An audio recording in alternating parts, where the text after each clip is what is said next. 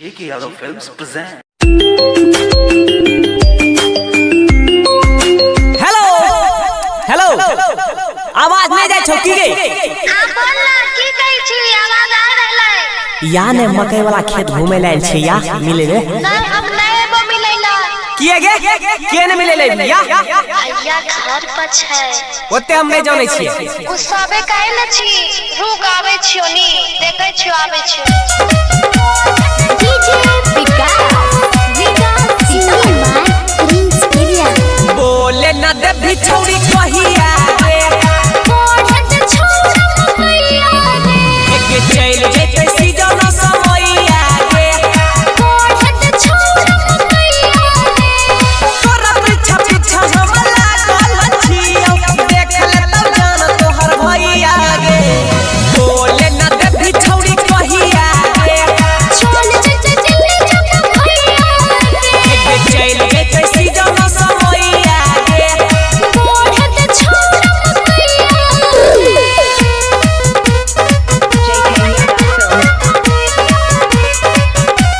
DJ Vikas Sitamarhi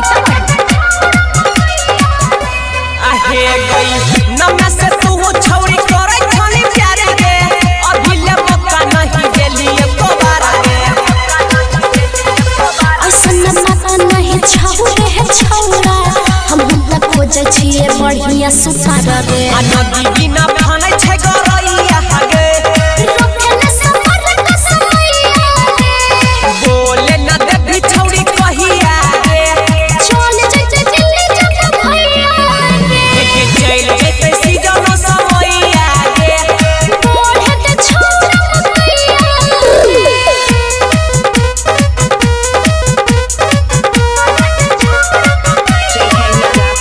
DJ Vikas Sitamarhi singing by Prince area तोरा ले के हम खेती न चलियो अभी ले होठ के नहीं स्वाद चिखलियो तोरे ला छौरा के छिए पूरा पहिया अगरी से चट चट खइए मिठैया तेरा देबो पारा छौरी नैया गे रोकले सफर का समैया रे तोरा पीछा पीछा हम लागल छियौ देख ले तब जान तोहर भैया गे बोले न दे बिछौड़ी कहिया गे चल जते दिल्ली जब भैया रे के चल जेते सीजन समैया गे पढ़त छोरा मैया